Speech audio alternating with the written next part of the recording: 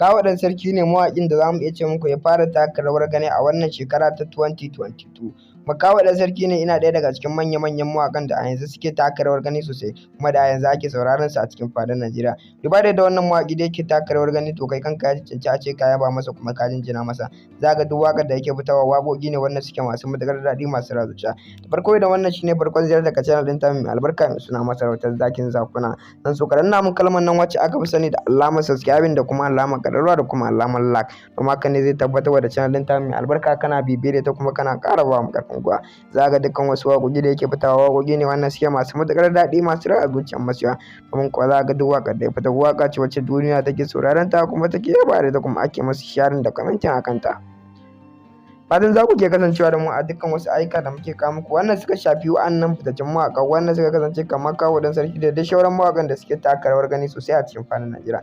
Domin za ka ga dukkan wasu waƙoƙi da Makaho ɗan sarki yake fitarwa waƙoƙi ne wanda shi ya tsaya ya tsara su, ya rera su, sannan yake fitowa da masoyan shi domin su ji su kuma su ji daɗin su kuma su yaba da su. Fatan za ku mana sharing ɗin bidiyon zuwa dukkan wasu gururrukan ku wanda kuke da su, musamman group ɗin ku na WhatsApp da Facebook, domin ku tabbatar da channel ɗin tamu mai albarka kuna bibiyar ta kuma kuna ƙara ba mu ƙarfin gwiwa. Domin kuwa za ka muna kawo muku dukkan wasu abubuwa wannan suka shafi wa'annan fitattun mawaƙa kuma suke taka rawar gani a cikin faɗin Najeriya. Domin kuwa za ka ga dukkan wata waƙa da muke kawo muku sai mun tsaya mun duba mun rera ta, sannan mun tsara ta muke kawo muku ita kai tsaye. Kuma wannan mawaƙi tabbas ya taka rawar gani, kuma wacce ta cancanci a yaba masa ɗin kuma a jinjina masa. Domin za ga dukkan wata waƙa da ya fitar waƙa ce wacce shi ya tsaya ta rera ta. Makaho ɗan sarki dai zamu iya ce muku a wannan shekara ya fitar da waƙoƙi aƙalla ba ƙasar ba sun kai wajen 7 zuwa 8. To na tabbatar da cewa in dai kana ɗaya daga cikin wanda kake bibiyar sharshin mawaƙa, za ka tabbatar da cewa wannan mawaƙi fa a yanzu shi ake saurara a duniya, ko kuma mace shi ake saurara a arewacin Najeriya. Domin kuma mawaƙin yana taka babbar rawar gani wacce tabbas ta cancanci a jinjina masa